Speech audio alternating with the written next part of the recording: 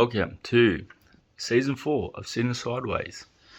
So, if you've watched our show, you'd probably know. It's been a little bit since we've made an episode, so things have been happening.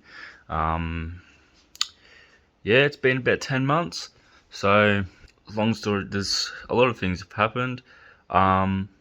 Nothing too worthy of being filmed, so that's probably why you haven't really seen much.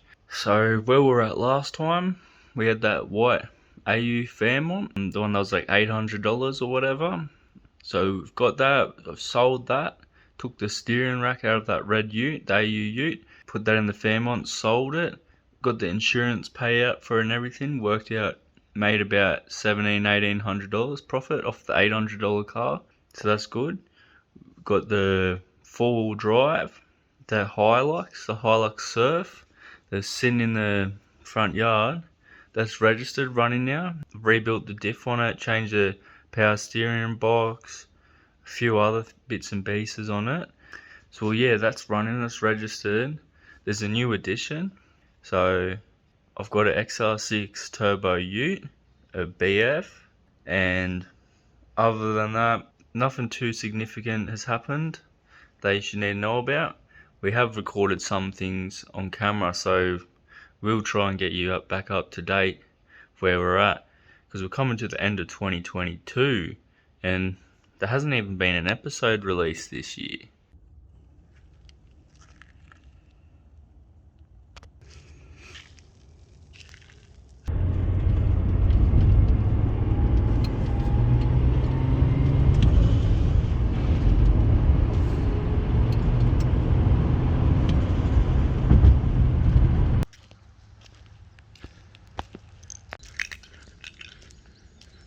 Fuck, I fucking lost it, bro. Alright, so also, we'd just like to say a big thank you to everyone. Now, it's nothing very significant, but to us, I guess it kind of is. We've hit 500 subscribers, which people are probably laughing at hearing me say that. It's such a minuscule number. People probably make one video and get 500 subscribers in a week. But where we're at, our videos aren't too crash hot interesting, so it's lucky we've even got 500 subscribers, so that's good. Only took us 120 videos.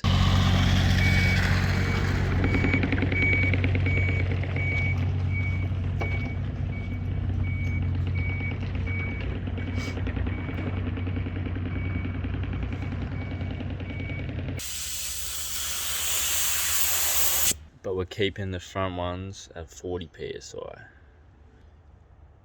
So that is the gap between the house. We've got a rock in it so the car doesn't smash the house. It's pretty scary.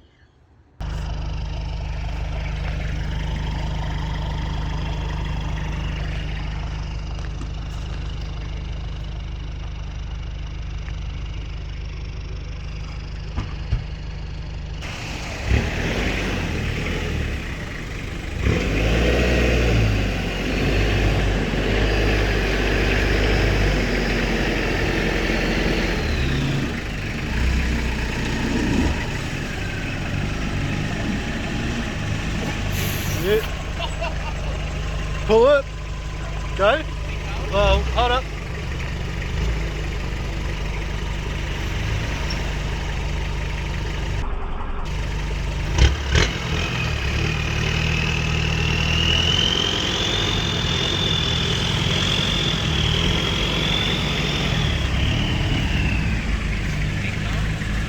Yeah.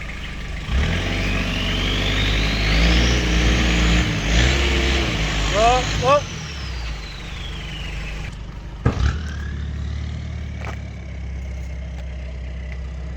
Well, we made a fucking mess, I'll tell you that much. At least it didn't hit the house. I fucking drifted right past the house, that was fucking crazy. Holy fuck. Oh fuck! Go.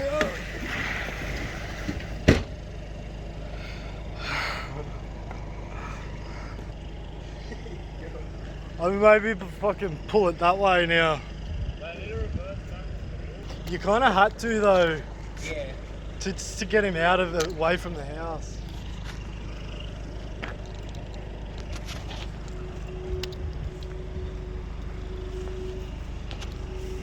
Or was that a witch did grab?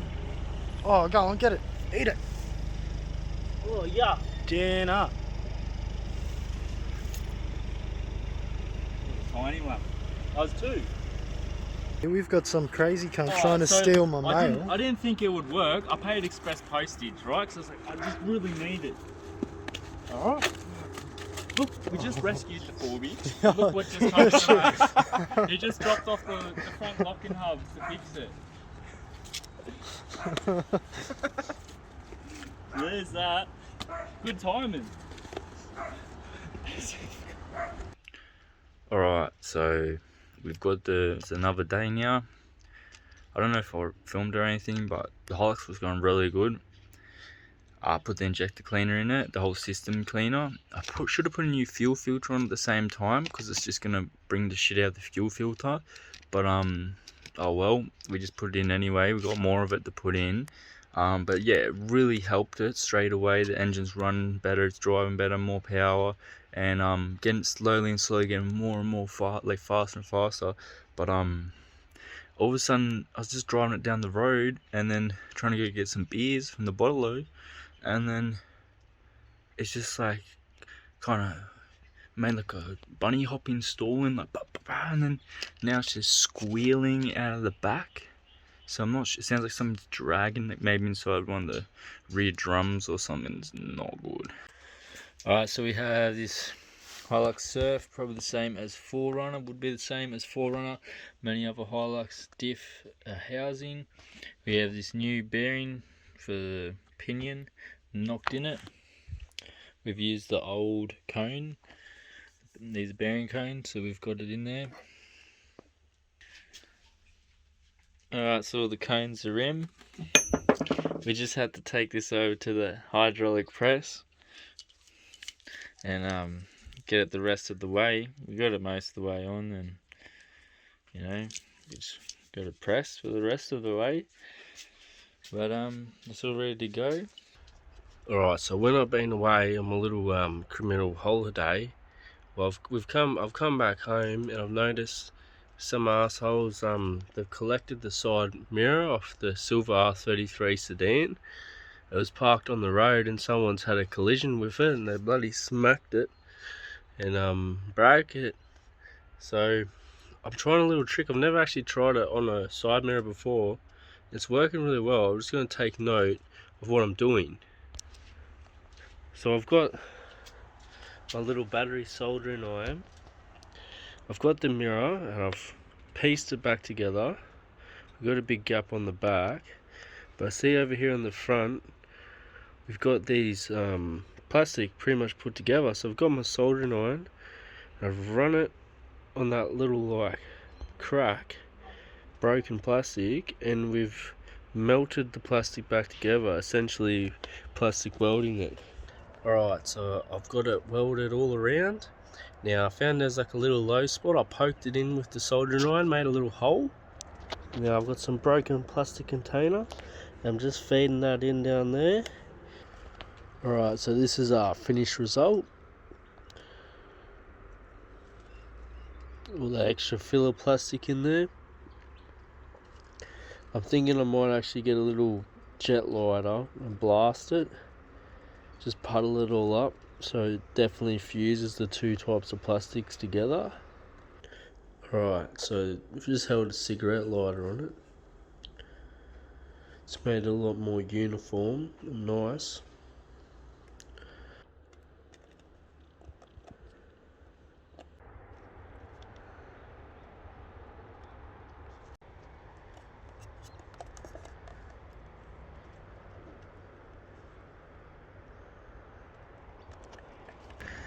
Alright, so I was just like cleaning up one or two of the gearboxes I've got.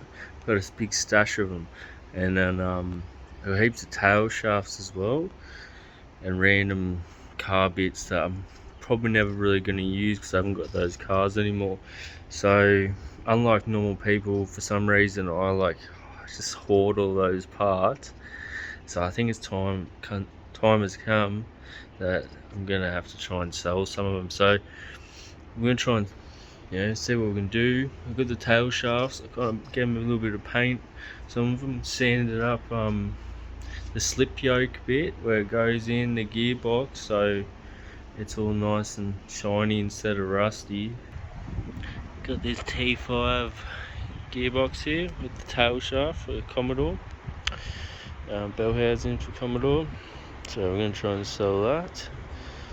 Look how good the bell housing bits come up. So we're going to try and do something to the back half of it. Get some of the grime off it. Alright, so we got the big dog all cleaned up. Turned out alright.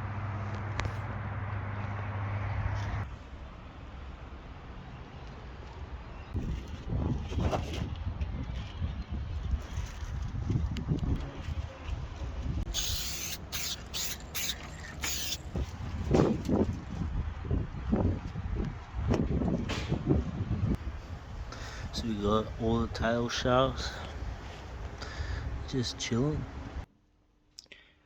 Alright, so one of the reasons we haven't had a lot of videos recent is because of how much of a pain it is to try and edit any videos.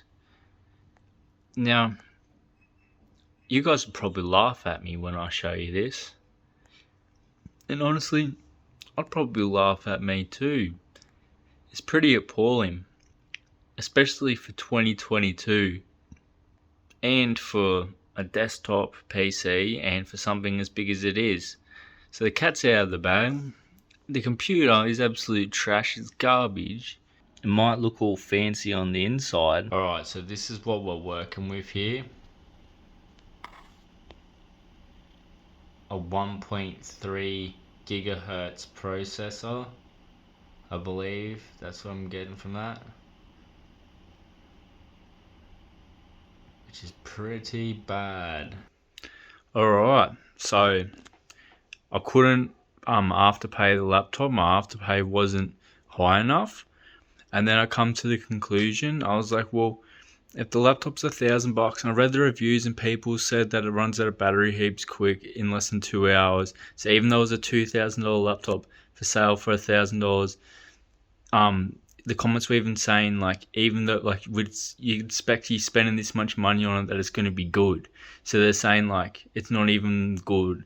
But anyway, so instead of that $1,000, I was kind of like, I was trying to afterpay it, but it wouldn't let me. So then, you know, now we can get like turbo manifolds, and I was going to buy a processor to upgrade the computer and a motherboard, and that was going to cost $400 and to get like a better processor and stuff. But anyway, I told my brother about it, and then he's hooked me up and he's given me a motherboard and processor. So that's like, we might be able to get a Haltech now. Alright, so we have our big black beauty with our tiny little Asian computer parts in it. So the motherboard we got is a lot bigger. Alright, you got this young white motherboard screwed into the big black computer case. The RAM sticks don't even fit in the computer, so I do have to get new RAM sticks. Alright guys, it's a new day. We've obtained some overpriced RAM stick. It's going to do the job, so we can edit this video and multiple others. Yeah, a bit much, $70 for one RAM stick. It's like $70 for two of them online, but you know, I wanted it today, in a little bit of a rush, so see if it works. Alright, time to sample her up. Oh, it's not a very good start. Switched off on the back.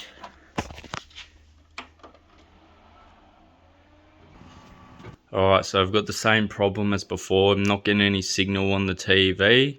Alright, test number 2 with the new RAM stick. Yeah, it wasn't working, so I pulled apart. It looked like the RAM wasn't actually clicked in properly, so I clicked it and it made some scary kind of crunching sound, but like I was putting pressure in the right spots. Alright, the RAM stick was still not actually putting the computer properly, so I pushed it again, and this time I'm pretty confident it's incorrectly, so we'll try again.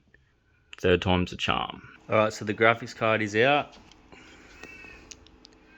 and we have signal. Pesky bloody graphics card. Might need replaced. Bit old and ancient. Alright, so we successfully upgraded whatever it says there. Man, it's looking a lot better than 1.3 gigahertz. It's an extra 2 gigs of RAM, so we have yet to put it to the test on actual like editing. When it comes to the crunch, we're yet to see what happens, but the stress is, I think, past, and the computer is working. So I've like stood the computer back up and like plugged the HDMI cable in and out to fit it on the stand, and we're back to no signal again. I have a feeling this whole time it's just been the blasted HDMI cord, and now to top it off, the end of it's bloody stuck in the computer.